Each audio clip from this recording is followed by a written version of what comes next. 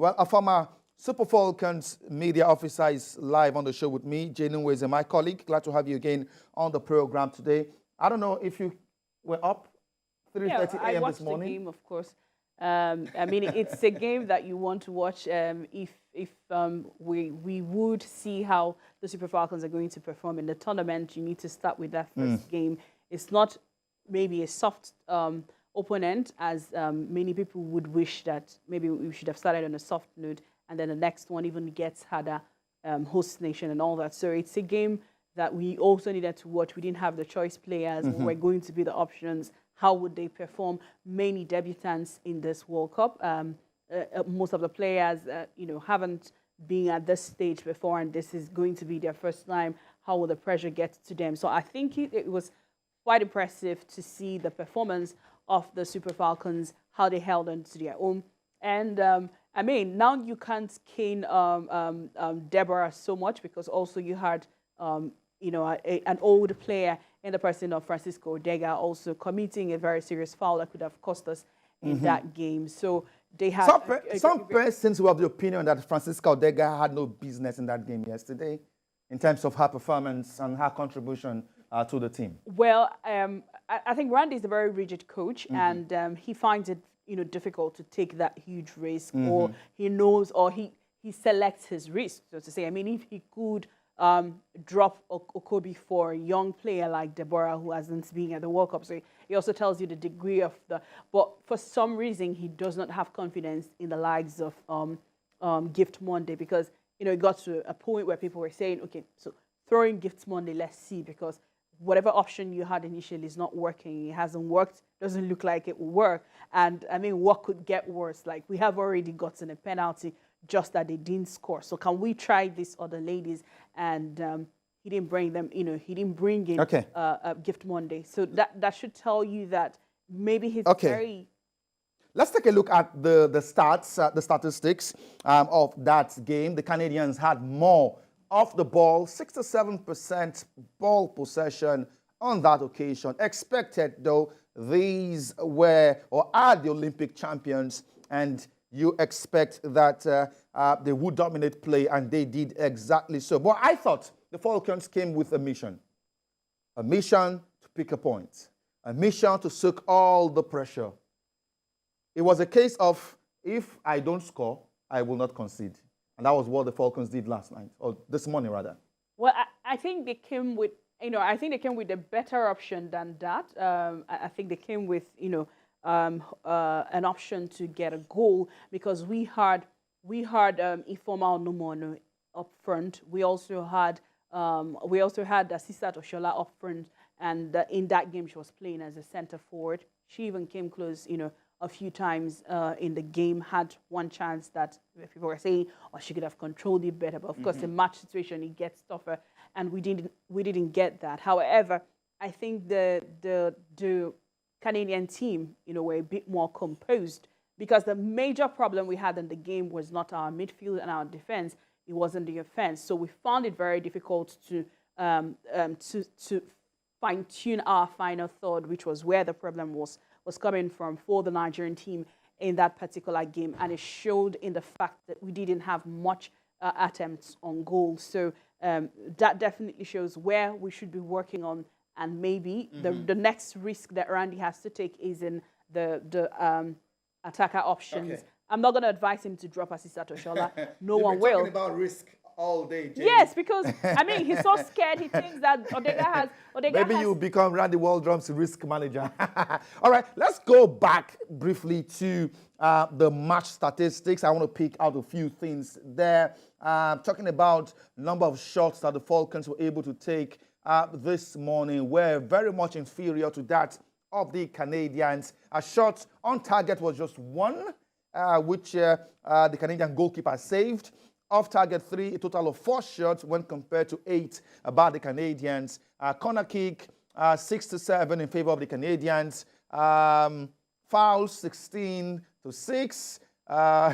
Indeed, it tells you that the Nigerian side were physical and were ready for the business. Counterattacks, like I told you earlier, we just wanted to soak the pressure, and perhaps get the Canadians on the break. They did that on 2 occasions, but it was unsuccessful because the Canadians also were compact at the back. Looking at the goalkeeper saves, Chiamaka Nnadozie was the busier goalkeeper on the, this morning, including that penalty save from Sinclair. All right, let's go back to the best players on the night. Chiamaka Nnadozie, the goalkeeper, emerged the woman of the match for her fantastic performance on the day. But as far as I'm concerned, other players made a huge mark, including Deborah Abiodun.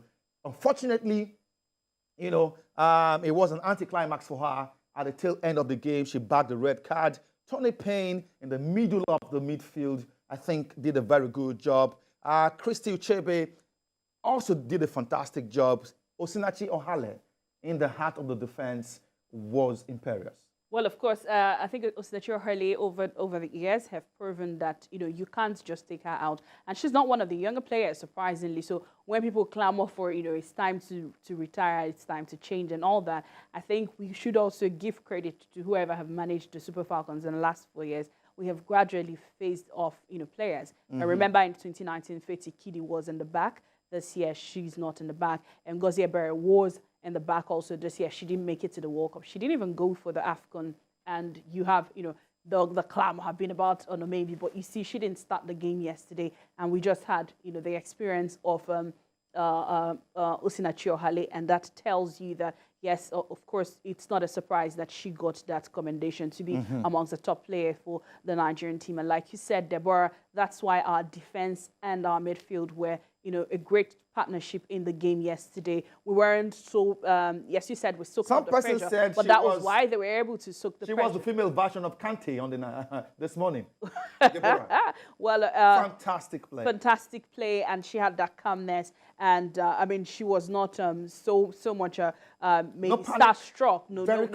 Very confident. And just as you said, that anticlimax, it was sad, to see that happen at the end. It was a wrongly timed tackle. That was just it. That was just wrongly timed tackle. But on the day, she was one of the best players on the Nigerian side. Young player, just 19 years of age. And as I will always say, because yes, and now she has proven why Randy chose her over Toby. Because the point is, yes, so there are just an extent to which you can give, the older players, and then so somehow you have to fuse it in. So now we have about how many players who are making their, new playing their World Cup debut, and you have a couple of people who were there as fringe players, like Uche Nakanu. So she came in earlier during the substitution. I think she came in for assistant Oshola or Ifoma Onumono. Sorry, she came in for Francisco Degger in that game. So, but she was a fringe player in the 2019 World Cup. So you're respecting. Okay. Chiamaka Nnadozie also, took over the gloves from Tochukwu Oluehi after the 2018. Okay. A very quick one. Unfortunately, you are the former media manager of the team, the Super Falcons. The former media manager, the current media manager of the team, Tobex, unfortunately cannot join the show. She was supposed to be on the program live from Brisbane this evening because the team have moved from Melbourne to Brisbane. It was a 2-hour flight. She confirmed that to me much earlier today. I had a conversation with former goalkeeper of the Super Falcons, Precious Dede, this morning. And in fact, she had lots of praises for Chiamaka Nnadozie, especially that penalty save which kept Nigeria in the game and gave Nigeria that 1 point as far as the game is concerned. And with that point, everyone is thinking and very hopeful that the Falcons can make it through the group, perhaps get a point again against Australia, get to beat the Republic of Ireland in the final group game, and that they will be home and dry. Okay, Monday Gift is a player in the Super Falcons squad. She wasn't part of the team that played this morning. Surely she will get her chance to play with the Falcons in subsequent games, because I think Randy Waldrum should begin to think about tinkling with that team and not just being straight-jacketed, especially in the forward line, where this morning we had Francisca Odega on the right side. On the right side. We had who on the left now? Onomonu. Onomonu is a number 9. Yeah, but now for the longest period, that argument have gone on, and Assistant Oshola, is now a center forward in Barcelona. So they've decided to make her a center forward also in the Super Falcons team. So you can't. So that keeps Desire Okparanozie on the bench. Yes, that keeps Desire on the bench. Okay. Well, if I am an advisor to Randy Waldrum, I would advise him in the next game against Australia, please keep Francisca Odega on the bench and start either a Monday Gift or you're starting Ajibade. Yeah, of course, Ajibade would come in naturally in the next game. And perhaps push Asisat to the left-hand side of the flanks. And that's how fight starts. Okay, that was the starting lineup this morning. That's a confirmation on your screen. Chamaka Nandozie in goal, Michelle Alozie, Usinachi Ohale, Tosin Demehi, Ashley Plumpter. I think Ashley was a bit suspect in that defense yesterday. The Canadians had a field day going past her a couple of times. Debbie Abiodun, for me, was just 10 over 10. Christy Uchebe, fantastic player. Ifeoma Onumonu, unfortunately, was played out of position, but she just still tried to do what she could do. Tony Payne tried to give some creative touches there. Francisca Odega, for me, was below par, and Assistant Oshola was not getting the supplies. But I think the girls played to instruction, sucked the pressure, get the point, and they did just so. Okay, Just Love Monday is the older sibling of Super Falcons forward, Gift Monday. I guess she's on the program now. Thank you for joining the show this lovely Friday evening. Thank you, Just Love, for coming on the program. I hope you can hear me. Let me start by asking you, what's the conversation like amongst the Gift family? With Monday Gift now in Australia for our first FIFA World Cup conversation. What is everybody saying back home amongst the family?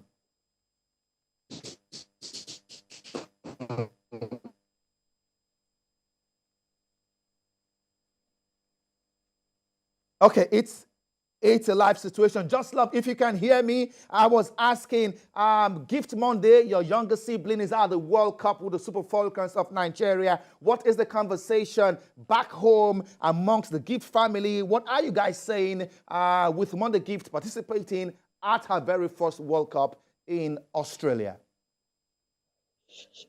Can you hear me? Yes, I can hear you. Go on. Okay, good evening. I'm happy to be here. Okay. The truth of the matter is everyone is happy. Everyone is talking about her. We know she will give her best. So. Okay, so everyone is happy with Monday Gift because right now she's the star of the family. I understand that kind of situation. Yes. I understand that feeling, Just Love. Okay, while she was playing in the domestic league with Robo Queens here in Nigeria, did any of you envisage she would become a big player, featuring on the big stage anytime soon? Yeah, we have that hope coming. In as much as we had a lot of difficulties along the line, but we never gave up. Interesting. All right. Well, as a lady, did Monday Gift get the support of the family to play football? Or was it a thing that mommy supported, daddy did not support, brother supported, sisters did not support? What was the situation like? Well, to be frank and to be sincere, in the initial stage, they were just kicking against it. How possible is that? How will a female child decide to do this and all that? But it wasn't easy for her anyways. But with time, everybody, get acquainted with it, and okay, that is what she has chosen, and the support was given. Okay, we have a clip of Monday Gift speaking to us from Australia. We'll play that immediately after I am done with this conversation with Just Love Monday. I hope my producers can get that ready for me in a bit. Just Love, before I let you go, what would be your best description of your younger sister, Monday Gift, from the perspective of a sibling? Now, be very sincere. If she's a stubborn girl, let us know. Okay. No. She's not. Okay, so what would be your best description of Monday Gift? Obedient child, easygoing. She wants things her way, and Okay, just love Monday. Thank you so much for your time. But I can also tell you that Monday Gift is a very, very funny girl. You know, I've had a couple of encounters with her, and she can be. No, no, no, no, no. If she Yes, wasn't but a not far. footballer, I would have advised her to She is be a even a female comedian. comedian, to be a comedian or a dancer. Yes, she She's dances good very at well. that. She dances very, very, Yeah. very well. Okay, thank you so much, Just Love Gift. Thank you. That's the elder sister of Super Eagles forward Monday Gift live on the program this evening. Let's take a clip from Monday Gift talking to us from Australia. My name is Gift Monday. I'm a proud Nigerian and proud to be a part of Nigeria's Super Falcons to the 2023 World Cup. TVC Sports Desk. All right, interesting conversation there. Monday Gift is actually a very good dancer. I've seen a couple of clips of her dancing. Yeah, of course. I mean, she's one of the players that entertain, when they are in camp and also through her social media platform. So I'm not surprised that she confirmed that also. Yeah. Okay. So 4 matches are on the card for Saturday morning, early Saturday morning, and let's have a confirmation of that. Those fixtures on the screen in a bit.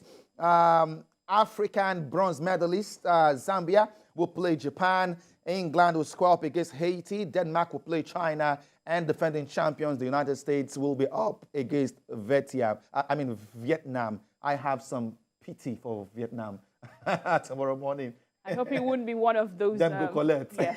I hope it won't be one of those basketball or tennis score lines of maybe 7-0 and all that. But it's definitely going to be a match that the United States will want to announce their presence in Australia with. Okay, yeah. Moving on the program away from women's football. Let's tell you that Nigeria Super Eagles have maintained their 39th place in the latest FIFA World Ranking despite defeating Sierra Leone in their last match in June. In Africa, the Super Eagles retained number 6 position with Morocco, Senegal, Tunisia, Algeria, and Egypt in 1st, 2nd, 3rd, 4th, and 5th positions, respectively. Let's have a confirmation of it. That's it on your screen. Talking about the top 10, Mali is number 7, Ivory Coast number 8, Burkina Faso number 9, and Ghana in number 10. Well, South Africa is one of Nigeria's opponents in the World Cup qualifiers. Their number 63 in the world. Benin Republic, managed by former Super Eagles manager Gernot Rohr, their number 93. Zimbabwe, number 125. Rwanda, number 139. Lesotho, number 151. These are Nigeria's opponents in the World Cup qualifiers. And in the World Top 10, Argentina, champions of the world, are number 1. France in number 2, Brazil, England, Belgium, completing the top 5. Croatia in that mix, Netherlands, Italy, Portugal, and Spain completing the top 10. All right, if rankings will play football, then the Super Eagles should be confirmed as World Cup participants in the next World Cup.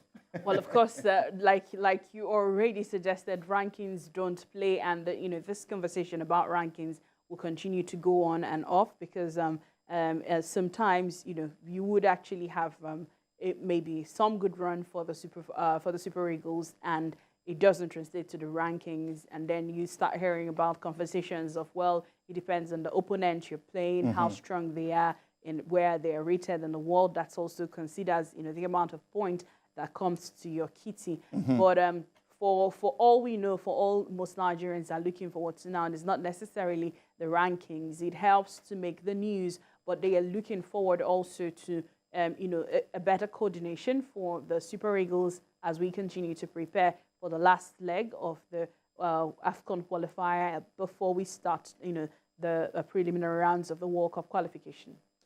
Okay, well, I have my concerns about Benin Republic, coached by former Super Eagles coach Gernot Rohr. He knows our team in and out. He knows the players. and he knows our weakness also. And But does he know our strength? he knows our strength and our weakness. So the only thing he would know is if there's a new strength that we're going to be building into the team. You know, if there's something different that Pesir is going to do, which we haven't seen so far, but we're waiting on that. Probably he's waiting for us to, you know, give him a new contract. Like, these things are signing contracts for this amount and for this number of years. This is what I'm going to do. So maybe when he gets the new contract, he's going to introduce new things. However, also, you know, people are concerned that Ganator is also going to, you know, try to make a huge statement that Nigeria missed something in not keeping him with that game, because they feel that he's somebody who knows how to maybe manage. I see that coming up. You know, trying to make a statement that you guys fired me months ago. I'll tell you I'm a good manager. Well, we would have. I mean, I don't think that, you know, whatever happens in that result would change anything. The things that determine how much of a good game manager that Ganator is would be 2018. Remember, promise, you know, at the World Cup in Russia, he could have managed that game against Argentina better. He did not. Same as the 2019 AFCON in Egypt, also against Algeria. So, yeah. All right.